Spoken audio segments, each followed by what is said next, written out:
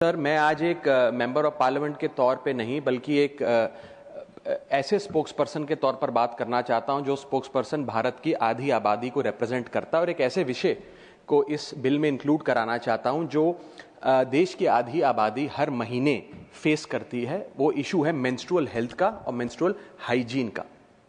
Sir, समाज में इस विषय को जानते सब हैं लेकिन बात करने से कतराते हैं और हमारे समाज ने मेंस्ट्रुअल हेल्थ और मेंस्ट्रुअल हाइजीन के इस इशू को साइंस का इशू नहीं बल्कि साइलेंस का एक इशू बना दिया है और ये एक नेचुरल बायोलॉजिकल प्रोसेस को एक सोशल टैबू में तब्दील कर दिया है। सर, ये विषय तो नेचुरल है लेकिन इस पर बात ना करना अननेचुरल है। और इसी के साथ साथ सर मैं ये भी कहना चाहता हूं कि आज भारत देश में लगभग 35 करोड़ से ज्यादा महिलाएं मेंस्ट्रुअल साइकिल की इस प्रोसेस से गुजर रही हैं, जिसमें से 120 मिलियन यानी कि 12 crore adolescent girls face menstrual hygiene and challenges every single year and as a result 23 million girls यानी कि 2.3 करोड़ गर्ल्स हर साल स्कूल से ड्रॉप आउट हो जाती हैं, स्कूल जाना बंद कर देती हैं क्योंकि वहां इनएडिक्वेट मेंस्ट्रुअल हेल्थ फैसिलिटीज हैं। Sir, lack of sanitation and lack of access to menstrual products के चलते हमारी बेटियां ऑन एन एवरेज 60 दिन साल में स्कूल मिस करने को मजबूर होती हैं और वर्किंग महिलाएं महीने में 2 से 5 दिन अपना ऑफिस मिस करने को मजबूर होती हैं। सर, हम एक ऐसे देश में रहते हैं जहां शराब और सिगरेट तो खुलेआम बेची जाते हैं लेकिन सैनिटरी पैड को अखबार में लपेट के दिया जाता है जैसे कि आप कोई इलीगल प्रोडक्ट खरीद रहे हो या इलीगल प्रोडक्ट का एक्सेस पा रहे हो। पीरियड नेचुरल है लेकिन स्टिग्मा उसके अराउंड जो है वो अननेचुरल है।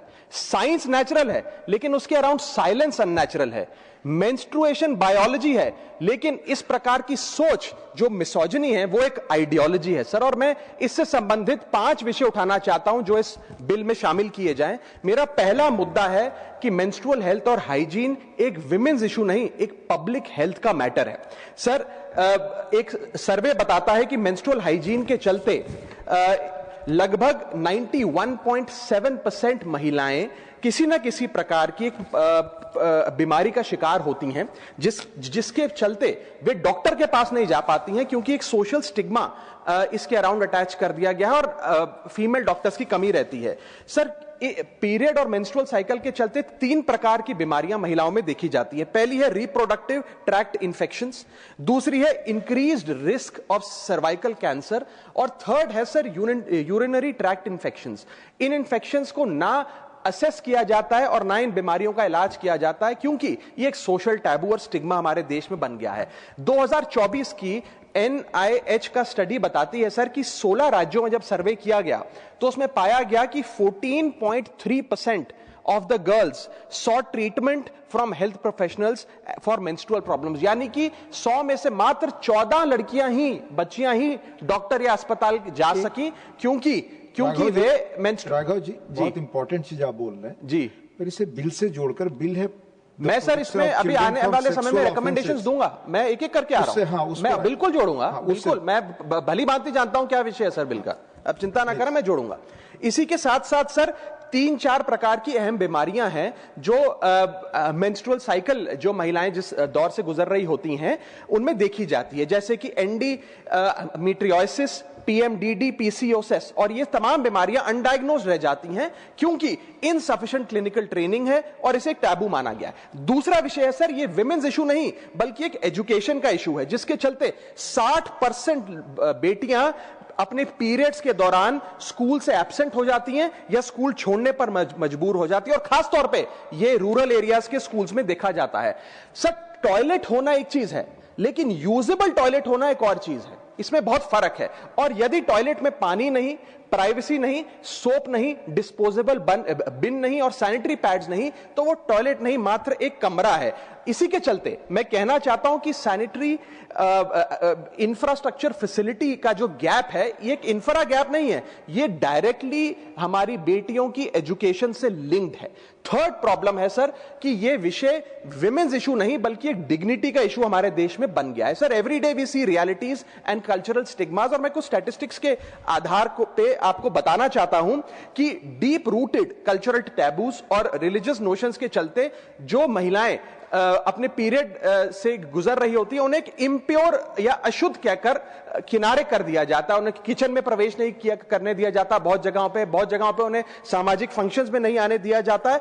और 33% ऑफ द विमेन, एक सर्वे के मुताबिक उन्होंने यह रिपोर्ट किया that they had no knowledge about menstruation before their first period arrived. यानी कि 1/3 महिलाएं ऐसी हैं जिन्हें अपने पीरियड के बारे में जानकारी भी नहीं थी कि ऐसी कोई चीज होती है, क्योंकि लैक ऑफ एजुकेशन है, सोशल टैबू है, एक स्टिग्मा है।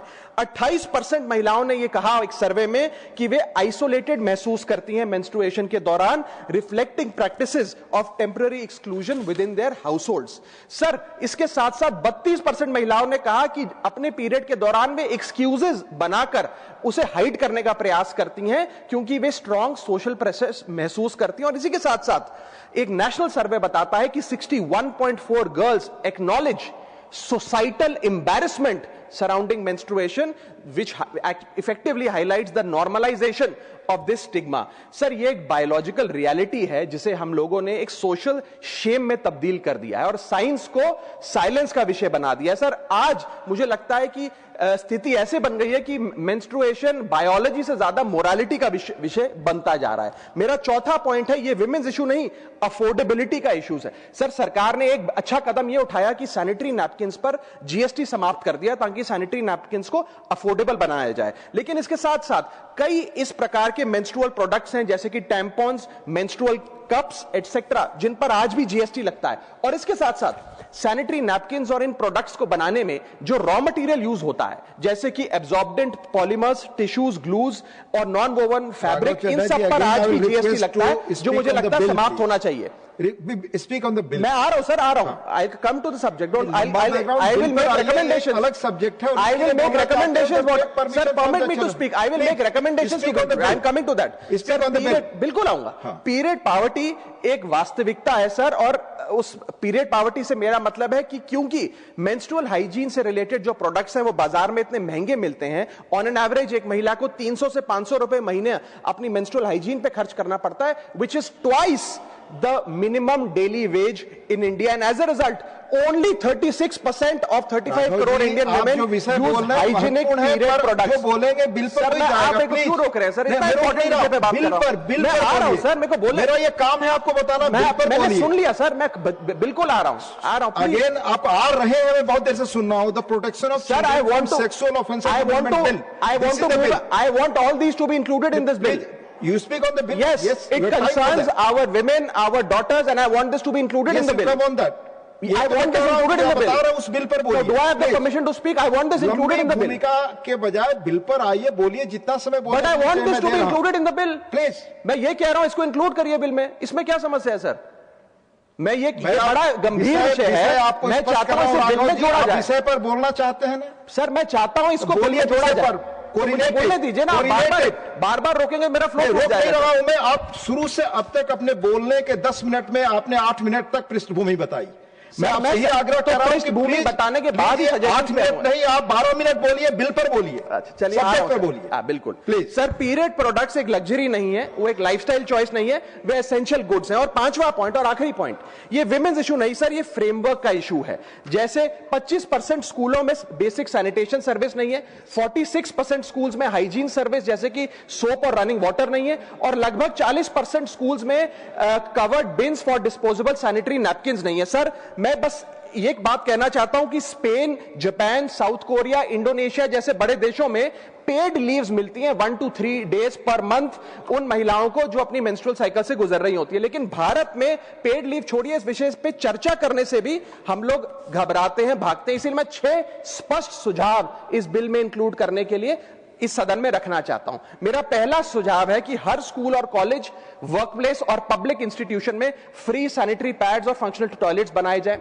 दूसरा, schools, anganwadi centre, public health care centre और आशा नेटवर्क्स के जरिए अफोर्डेबल या फ्री मेंस्ट्रुअल प्रोडक्ट्स घर घर में पहुंचाए जाएं।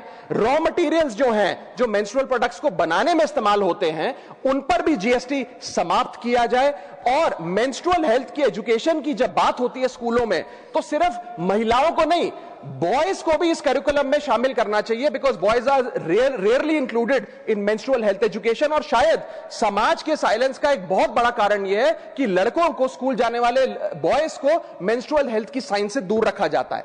पांचवा सुझाव, मेंस्ट्रुअल वेस्ट मैनेजमेंट के लिए नेशनल फ्रेमवर्क बनाया जाए ताकि सेफ और इन्वायरमेंटली रिस्पॉन्सिबल डिस्पोजेबल सिस्टम्स हो।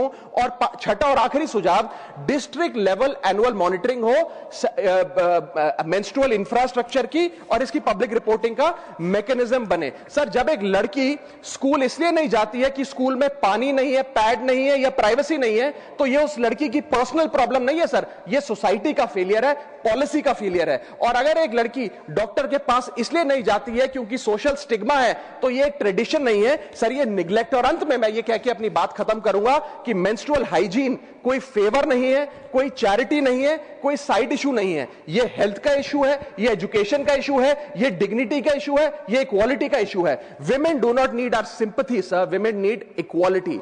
Women do not need silence, women need dignity, and women do not need tokenism, women need rights. Thank you.